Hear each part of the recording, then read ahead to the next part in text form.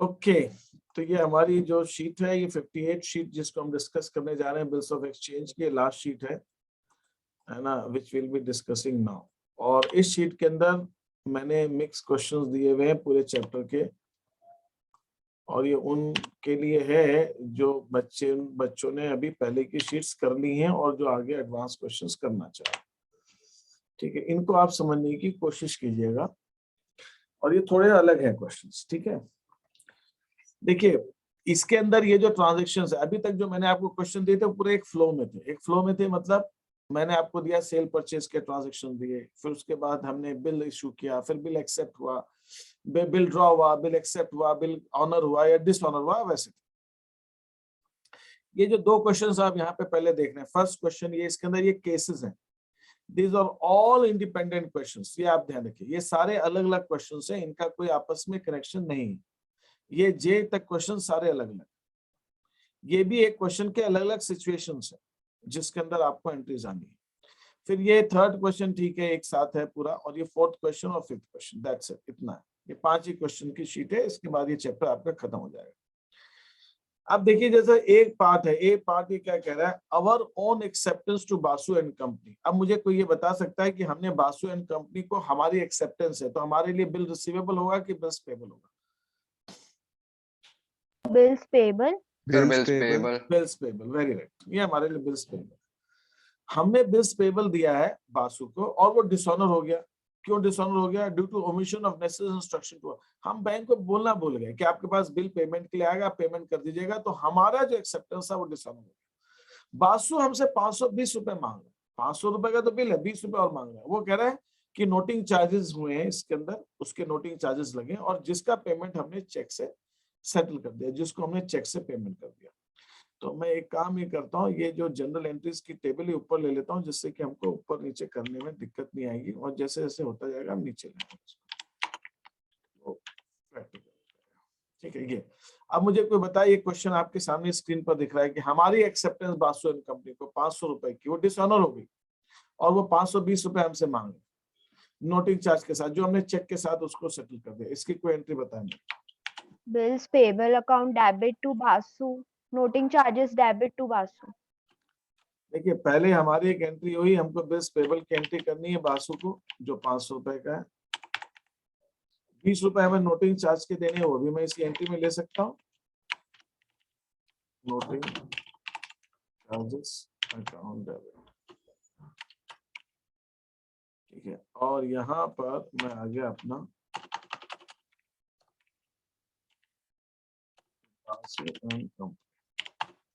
Basu and company को 520 रुपए मुझे देने हैं, ठीक है। अब यहाँ नरेशन में लिखूंगा अवर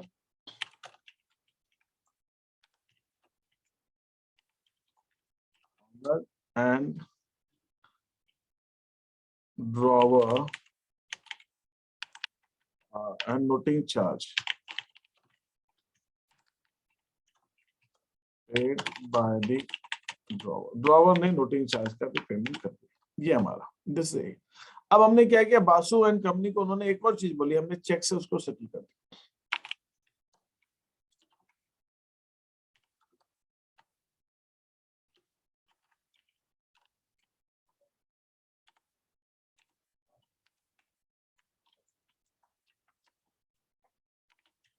दिया।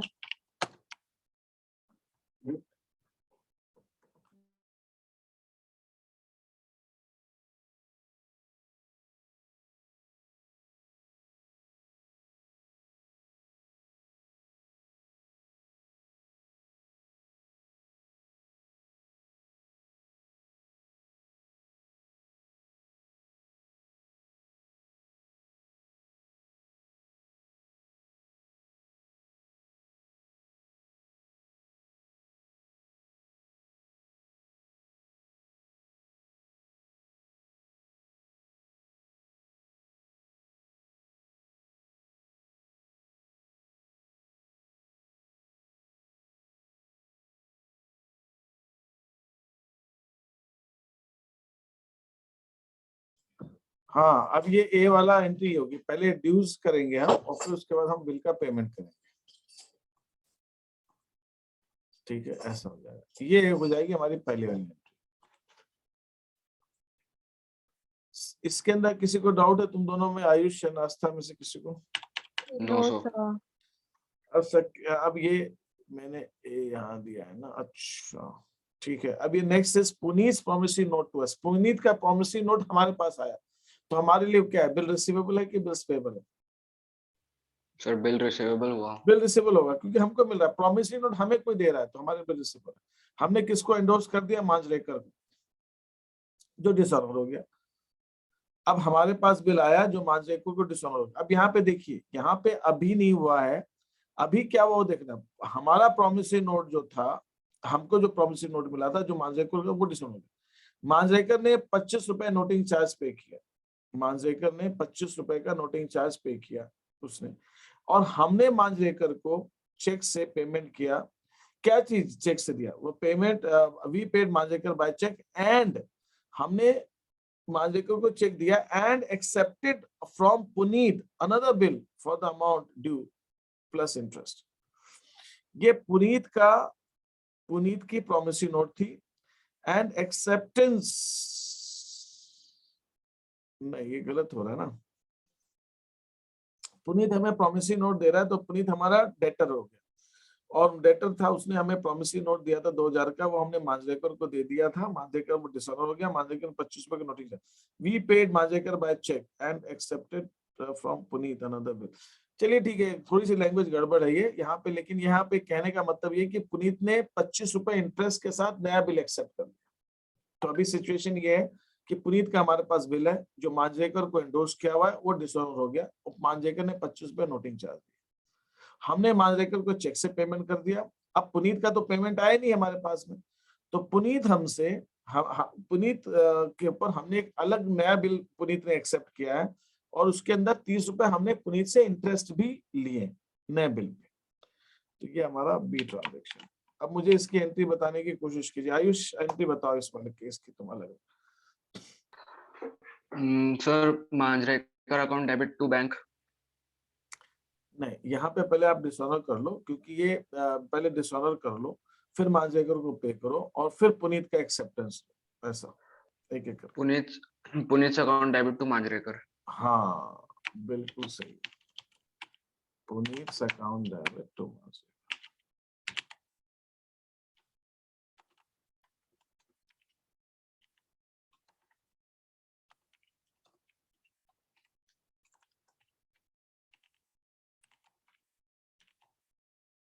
अब ये कितने अमाउंट से आएगा? 2025।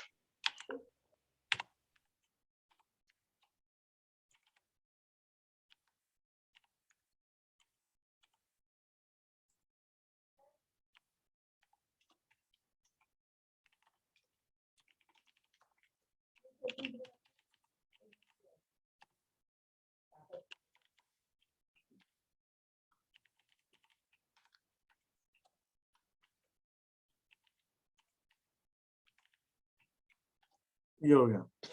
अब नेक्स्ट एंट्री क्या होगी? Sir Manjrekar account debit to bank account.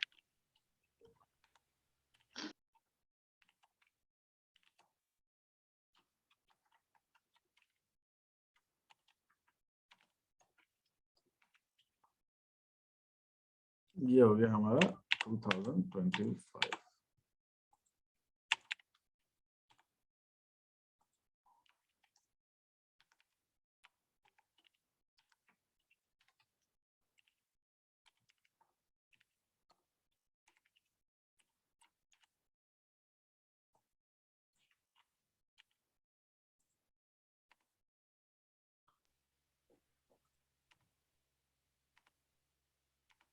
हाँ फिर sir bill receivable account debit to Puneet. To interest receive. हाँ, अब यहाँ पे पुनीत से अपने को कितना लेना है? 2025, लेकिन अब पुनीत से इंटरेस्ट भी लेना है अपन। तो ये हमारे पास अब इसको करने के लिए 2-3 तरीके हैं, मैं वो तो बता देता हूँ आपको। एक तरीका हमारे पास ये है कि पहले हम पुनीत को इंटरेस्ट चार्ज कर दें।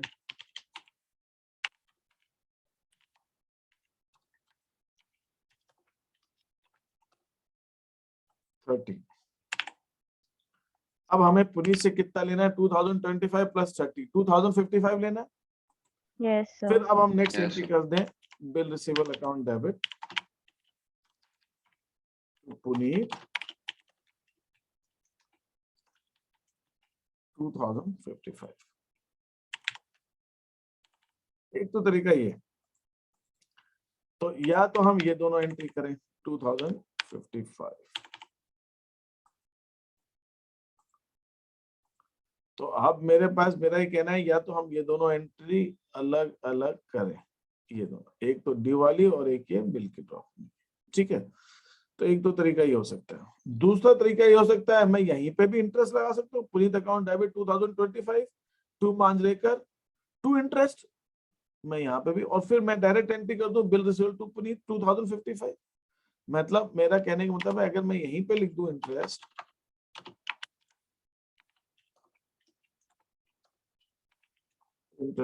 मैं यहाँ पे भी लिख सकता हूँ 30 रुपीज, और यहाँ पे उसको 55 डाल दूं, और फिर अब मुझे ये एंट्री यहाँ पे करने की जरूरत नहीं है, ये एंट्री नहीं करेंगे अपन, और फिर ये हो सकता है ये भी कर सकते हैं अपन। या अगर मैं यहाँ पे ये नहीं लिखता हूँ, सपोज मैं यहाँ पे ये नहीं लिखता, मैं यहाँ पर ये नहीं करता ये एंट्री। दूसरी चीज जो अभी मुझे एंट्री बताई थी वो मैं एक तीसरी एंट्री ऐसे भी कर सकता हूँ, तीसरा ऑप्शन मेरे पास ये भी,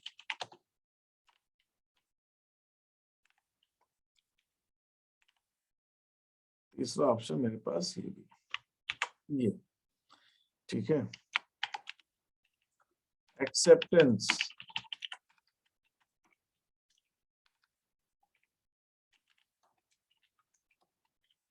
receipt from Puneet along with interest, एक ऑप्शन मेरे पास ये। तो ये दो तीन तरीके हैं, आप कैसे भी इसके एंट्रीज कर सकते हैं, and this is how it could be done. यहाँ पर कोई डाउट है, कंफ्यूजन है तो पूछिए मेरे से। No, sir. No, sir.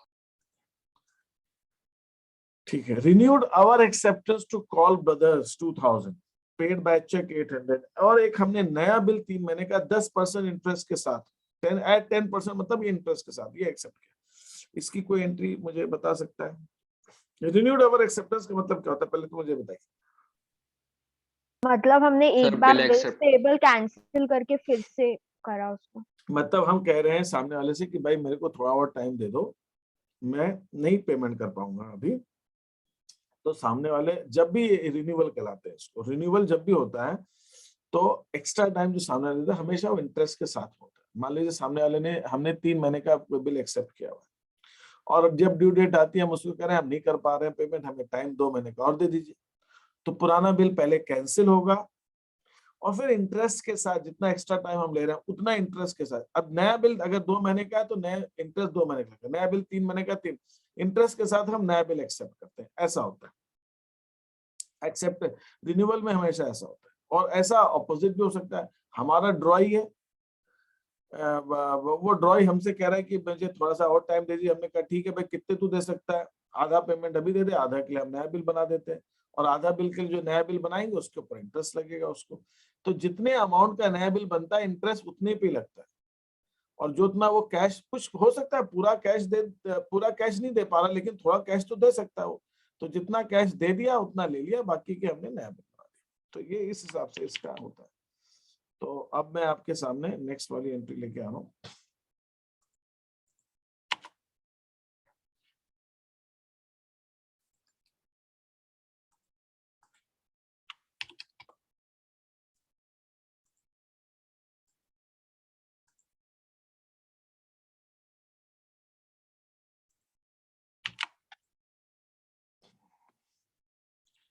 Renewed our acceptance to Kaul brothers, हमने कॉल ब्रदर्स को रिन्यू किया अपना एक्सेप्टेंस 2000 रुपए। तो अब एंट्री बताइए इसकी कैसे होगा। Kaul bros account debit to bills payable Kaul 2000। Brothers को हमने एक्सेप्ट किया था बिल,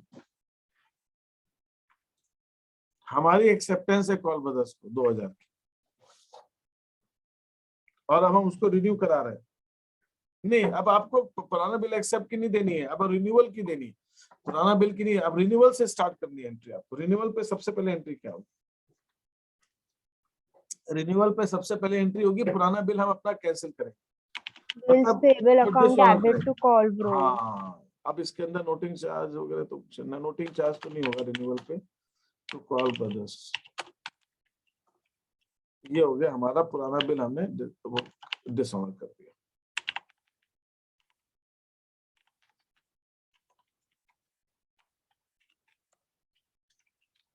और एक्सेप्टेंस कैंसिल, हमने पुराना बिल कैंसिल किया।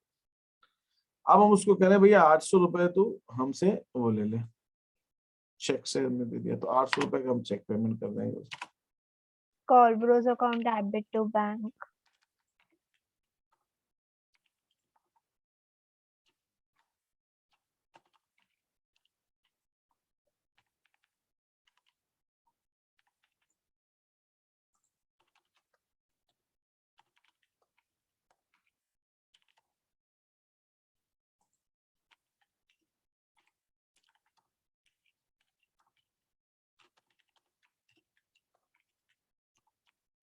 ये हमने कॉल ब्रदर्स को पार्ट पेमेंट कर दिया, ठीक है। और अब हमने 3 महीने का नया बिल एक्सेप्ट, मतलब एक्सेप्टेंस उससे ली, उससे हमने एक्सेप्ट किया होगा नेचुरली, नया बिल हमने एक्सेप्ट किया कॉल ब्रदर्स को। तो मैं चाहूँ तो इनको कंबाइन एंट्री भी कर सकता हूँ, लेकिन मैं अभी यहाँ पे अलग अलग एंट्री कर दे रहा हूँ आपके सामने।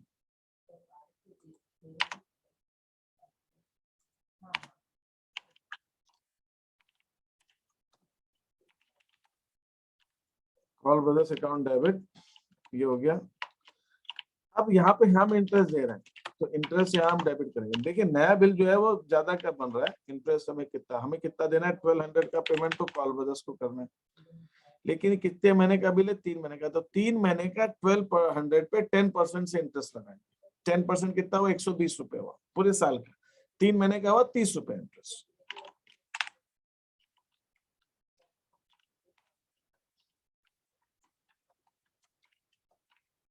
तो बिल्स पेबल कितना हो गया, 1230।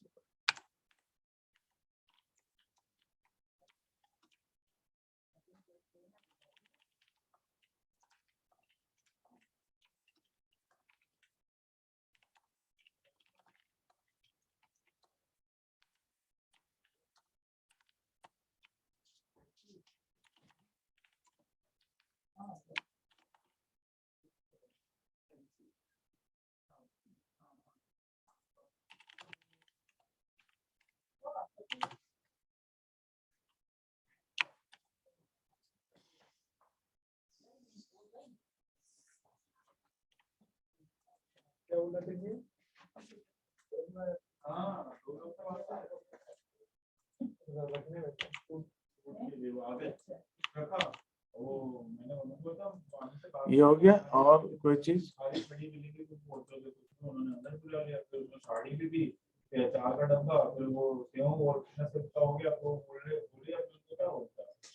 अब विनीताज एक्सेप्टेंस फॉर ₹1500। अब ये क्या लग रहा है आपके लिए, बिल रिसीवेबल है कि bills payable? Bills receivable. receivable है सर। बस बढ़िया। आवर एक्सेप्टेंस टू हिमांशु, ये भी आप करेंगे। अच्छा रिटायर्ड का मतलब होता है हमने ड्यू डेट से पहले पेमेंट कर दिया, इसकी एंट्री क्या बनेगी, आवर एक्सेप्टेंस टू हिमांशु को हमने अपने एक्सेप्ट, और रिबेट अलाउड टू अस, उन्होंने हमें 25 रुपए का रिबेट दिया। सर हमारी एक्सेप्टेंस है तो वो हमें रिबेट क्यों देगा? हम पेमेंट जल्दी कर रहे हैं इसलिए दे रहा है वो। अच्छा, रिटायरमेंट का था, हमने ड्यू डेट जो थी वो हमने पहले हाँ पेमेंट की सर आ थी, गया। हमने इसकी क्या एंट्री बनेगी,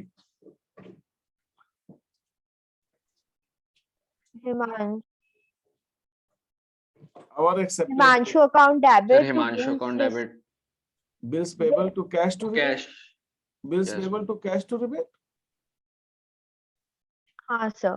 bills payable debit 2500 to cash 2475 to rebate 25 yes sir. ठीक है हाँ सर। Yes sir. जी। आवर एक्सेप्टेंस टू अनुपमा को हमने एक्सेप्टेंस दी है 1200 रुपीज की, उसका पेमेंट हमने कैसे किया, अरुणा की हमारे पास एक्सेप्टेंस थी, वो उसी अमाउंट की वो हमने देके पेमेंट कर दिया उसका। तो मुझे क्वेश्चन समझ नहीं आया। हमारे आवर एक्सेप्ट, हमने अनुपमा को एक्सेप्टेंस दे रखी थी, मतलब हमारे लिए क्या था, वो बिल्स पेबल था। बिल्स पेबल, हाँ। बिल्स पेबल का पेमेंट हम कैसे कर रहे हैं, बिल रिसीवेबल से कर रहे हैं। वो बिल रिसीवेबल कैसे, अरुणा की एक्सेप्टेंस अगर हमारे पास में है, तो वो क्या हमारे बिल रिसीवेबल है कि बिल्स पेबल है? बिल्स रिसीवेबल है। तो बिल्स पेबल का पेमेंट हमने बिल रिसीवेबल से कर दिया, इसका सीधा सा मतलब। Okay, Sir, bills payable account bills debit to bill payable account receivable. Debit to bills receivable. बस बस बस बढ़िया बढ़िया बढ़िया बढ़िया बढ़िया। ठीक है, अब बस ये क्वेश्चन सब आप ट्राई कीजिए, आप इसको थोड़ी बहुत दिक्कत आएगी वो हम डिस्कस करेंगे। Yes, sir. Yes sir. ये मैं आपको अभी शीट भेज देता हूँ और आप इसको कर लेंगे तो हो जाएंगी चीजें।